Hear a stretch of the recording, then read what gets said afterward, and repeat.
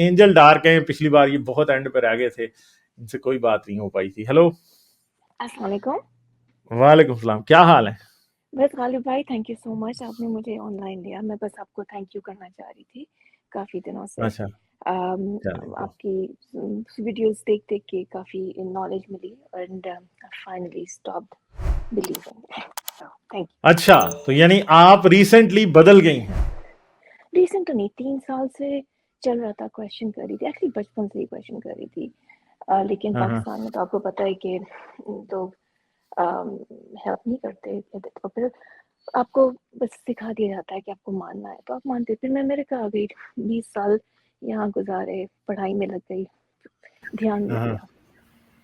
3 साल पहले बस फिर कुछ लोगों से बात की, मेरे सारे कलीग्स सारे जो दूसरे रिलीजन के थे उनकी लाइफ देखी तो बहुत फर्क महसूस हुआ। फिर आहिस्ता आहिस्ता चेंज हो गई। उसके बाद ये हुआ कि कुछ अर्सा पहले घर में कुछ प्रॉब्लम्स हुई, तो फिर मुझे लगा कि शायद अल्लाह ताला मुझे सज़ा दे रहे मेरी एथिज़्म की।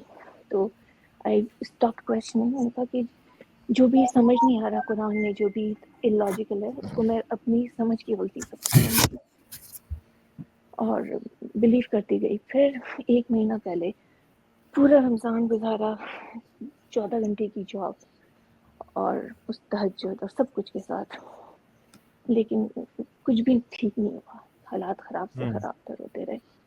फिर यही एहसास हुआ कि I was right all along, there is no God and it doesn't matter आप तहज्जुद में 3 बजे उठे हैं, 4 बजे, कोई नहीं सुनने वाला।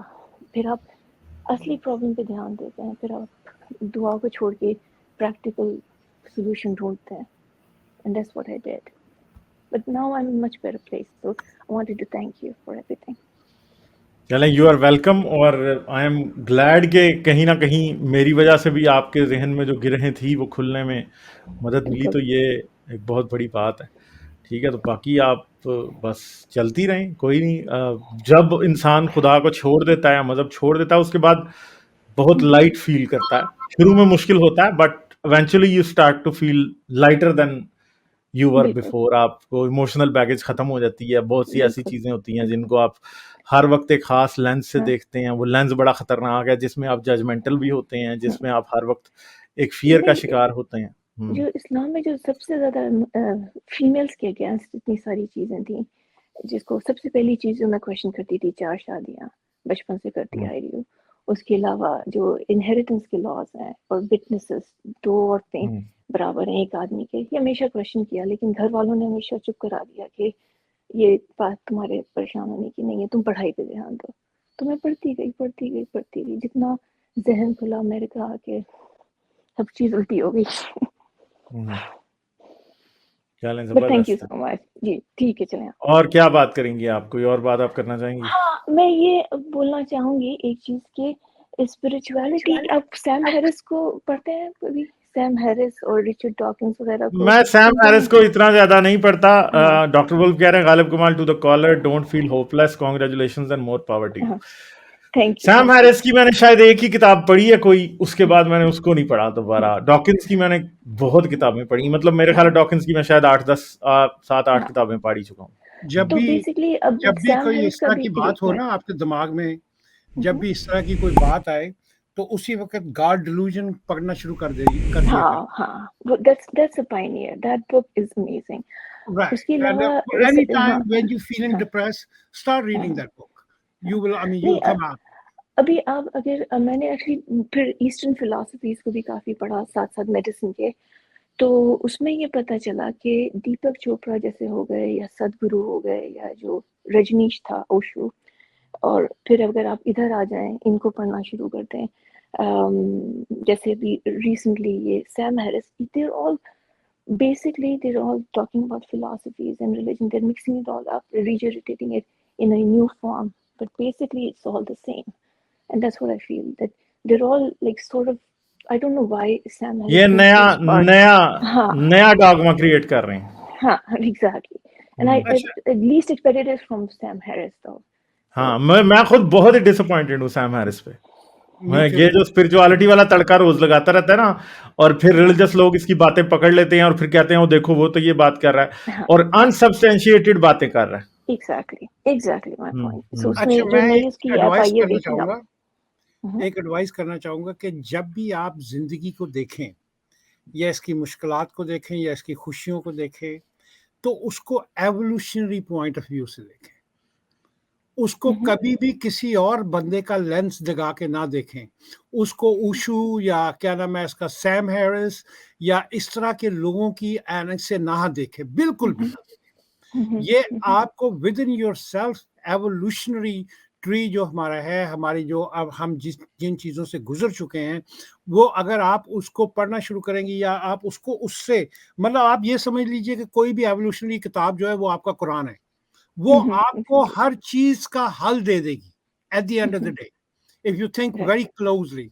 So do not look your life from other people's glasses at all. और उनको आप अपने अपने आप को मतनब्बा भी ना करें, अपने आप को फोर्स भी ना करें कि नहीं वो बंदा फिलॉसफी में ये बात कर रहा था तो वो मस्ट भी ठीक होगी। नो, यू जस्ट नहीं, have to go. they're all just like selling their own, कहते हैं ना कि अपना अपना अपना नया वर्जन बांट रहे हैं, बेच रहे हैं। अपने You have, पता नहीं, जैसे सदगुरु जो है इनर इंजीनियरिंग की क्लासेस की $10,000 US डॉलर्स लेते हैं। सैम हैरिस ने अपनी वेकअप ऐप बनाई है $100 per month. So you know it's kind of कि हर कोई अपनी जो है वो बेच रहा है बस। exactly. हाँ, और बात ये है कि ये जो दीपक चोपड़ा ने और ये इन्होंने शुरू किया है, सदगुरु ने, ओशो ने, इन सब ने जो है ना, वेस्ट जो है ना, वेस्ट के 2-3 प्रॉब्लम है। वेस्ट का 2000 से पहले, 2001 से पहले ये प्रॉब्लम था कि वो इस्लाम को भी बड़ा ही सीक्रेट और बड़ा एक ऐसी एनलाइटनमेंट की चीज समझता था। अभी वेस्ट का जो है ना दूसरा अभी जो गलत फहमी है, वो जो ये मिस्टिसिज्म है ना हिंदुइज्म का या बुद्धिज्म का, इसके बारे में भी अभी वो गलत फहमी का शिकार है। और सारी बात है, ये भी एक, और ये उस तरह से तो टूटेगा नहीं, मगर प्रॉब्लम ये है कि नॉन साइंटिफिक जो थॉट है ना, ये जो एंटी साइंस थॉट है, ये वेस्ट में बहुत ज्यादा पाई जाती है। लोग क्रिश्चियनिटी को छोड़ देते हैं, वो स्पिरिचुअलिज्म और ये मिस्टिसिज्म के पीछे फिर भी चलते रहते हैं, और फिर वो ईस्टर्न रिलीजन्स में सॉलेस ढूंढने की कोशिश करते हैं, जो कि असल में बहुत गलत बात है। मैं समझता हूं कि कहीं ना कहीं वेस्ट में भी एजुकेशन सिस्टम इस बारे में फेल हो गया कि वो ये मिस्टिसिज्म वगैरह को डीबंक नहीं कर पाया, साइंटिफिक नॉलेज को इतना आम नहीं किया गया कि वो इसको भी, इस साइकिल को तोड़ सके। हाँ, लेकिन ये हो सकता है ये कि सारा दिमाग कुछ के किसी 1% में कहीं ना कहीं कुछ सच्चाई शायद हो। जैसे जैसे वो बोलता है साइकेडेलिक्स लेने से कुछ होता है या कोई नए realms खुलते हैं। I don't know, we can't disprove और प्रूव देखिए, इट, व्हाटएवर लेकिन happens is inside the 99%, brain. हाँ एग्जैक्टली 99% तो ये सब चीट है, ट्रिकरी है basically. And that's what even, अच्छा मैं जब तहज्जुद की नमाजें पढ़ा करती, मैं आपको बता रही हूँ, मैं 3-3 घंटे सोई हूँ और 14-14 घंटे की जॉगिंग की है, वो भी बहुत स्ट्रिक्ट इन्वायरमेंट में। यहाँ पे मैं डॉक्टर हूँ, बेसिकली प्रोसीजर्स करना पूरे रमज़ान के रोज़ा के साथ और साथ में तहज्जुद के साथ, क्योंकि घर में प्रॉब्लम ऐसा था। हमेशा कुरान में समझाया जाता है कि या हदीस में कि अल्लाह ताला की मोहब्बत इंसान के लिए 70 माओं की मोहब्बत से ज़्यादा है। मेरा प्रॉब्लम मेरे बच्चे के साथ था, मैंने सब कुछ छोड़ दिया, सब कुछ, लेकिन कोई खुदा नहीं है और इससे बड़ी डिसअपॉइंटमेंट कोई नहीं है। Yeah, Anyway. when you, I mean, I'm all with you on this, and we come to the stages in our life where we actually see ourselves helpless, हाँ जी, in many matters. So उसकी उसकी सबसे जो वो है ना, जो मेरे लिए पावरफुल दवाई रही है या मेडिसिन रही है, वो एवोल्यूशनरी साइंस थी, क्योंकि मैं अपने से आने से पहले वाली जो हमारे एंसेस्टर्स थे, मैं उनकी प्रॉब्लम्स और उनकी स्ट्रगल्स देखता था कि हाउ दे गॉट हियर, ठीक है ना।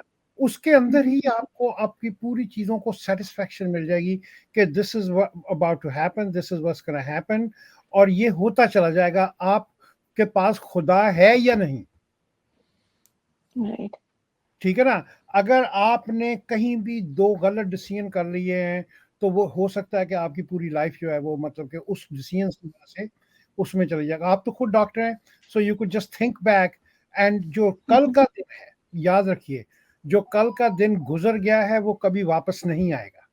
बिल्कुल।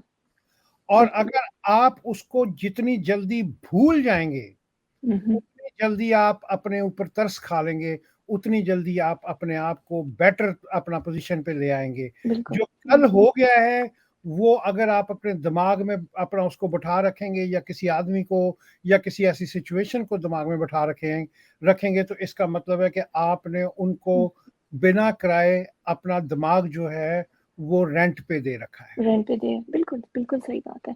और ये जो लोग कहते हैं ना कि उनको स्पिरिचुअल एक्सपीरियंसेस होते हैं, यकीन करें मैं इतनी रैशनल माइंड के साथ मुझे भी तहज्जुद में अभी इस रमज़ान में ऐसा फ़ील होता था कि कुछ हुआ है, कुछ अच्छा हुआ है, कुछ अच्छा हो जाएगा। I was just deceiving myself. There was Yes, nothing had changed, you know. right, Things were nothing changes. just as bad, just as bad. तो मुझे बस सारे लोगों को बस ये बताने की कोशिश कर रही हूँ कि रैशनल जो माइंड है ना उसको बंद करने की कोशिश मत करें, सवाल करें।